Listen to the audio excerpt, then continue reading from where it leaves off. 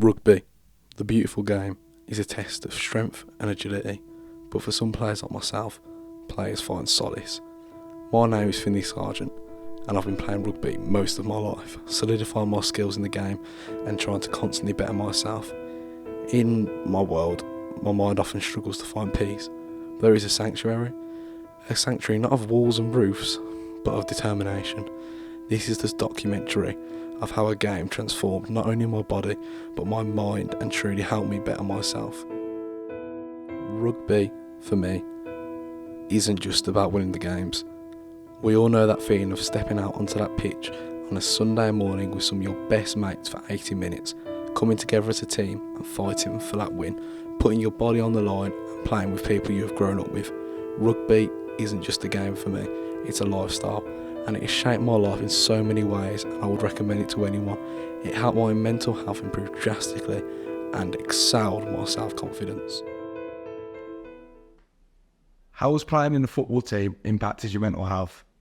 When I was playing for a football team, it was a tough time for me mentally, and I just couldn't wait to play that match at the end of the week, and meet all the new mates and just relieve that anxiety and stress, the camaraderie in the squad. It was something special, and even if I was on the subs bench, which was quite often, I would always enjoy the moments.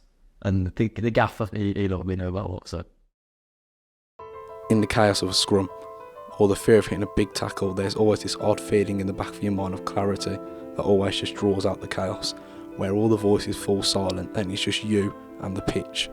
As a whole, my life has improved in so many ways.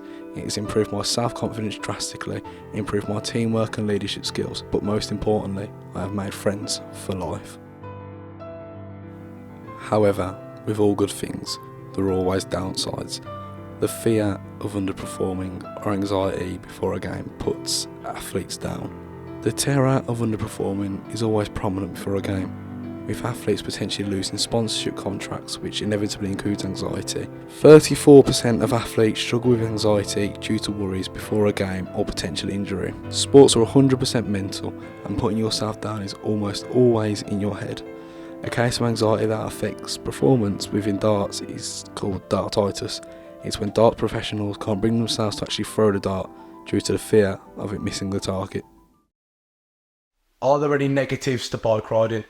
Yeah, there is, because there's always the fear of crashing and wanting to push it in your race run, and then not wanting to push it too much that you crash and then get injured. And then there's a fear of underperforming and not riding the way that you usually do. And there's the mechanical side where you don't want your bike to fade on your mid-run. In 2023, statistics show 1 in 5 young adults suffer from mental health issues. Among 17 to 19 year olds, a quarter are affected by poor mental health. It's essential to a person's health that they stay active by participating in physical exercise. It goes without saying the best way to succumb to this is by participating in a physical sport. Whether this be a team sport or an independent sport, anything is beneficial. By maintaining a routine, inevitable results in great benefits to your physical and mental health will be shown.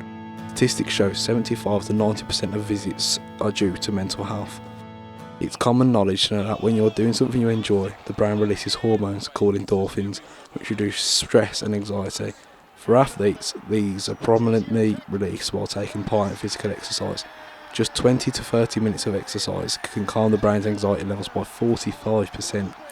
Sports that push team play are proven to cause less stress and anxiety than solo sports like boxing, as the spotlight isn't constantly shown on you, resulting in being able to underperform and feel less down about it. In 2023, 12% of teenagers feel lonely, but sports are there for them. Every team has a fan base which they are able to relate to. For example, if their team is winning, there are people to celebrate and be cheerful around. People connect, people make long-lasting bonds, all due to them supporting the same team. What are the mental health impacts of following Walsall FC?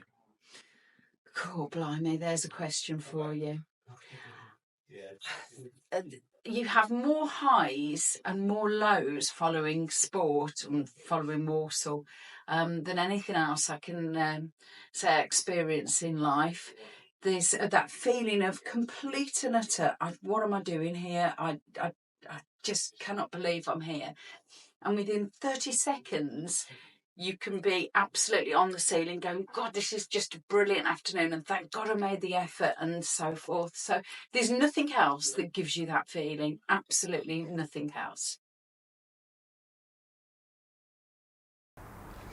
Well, it's important. It's a church, isn't it? It's important for fans from all around the country, all different clubs, big clubs, non-league, all the way through to Premier League.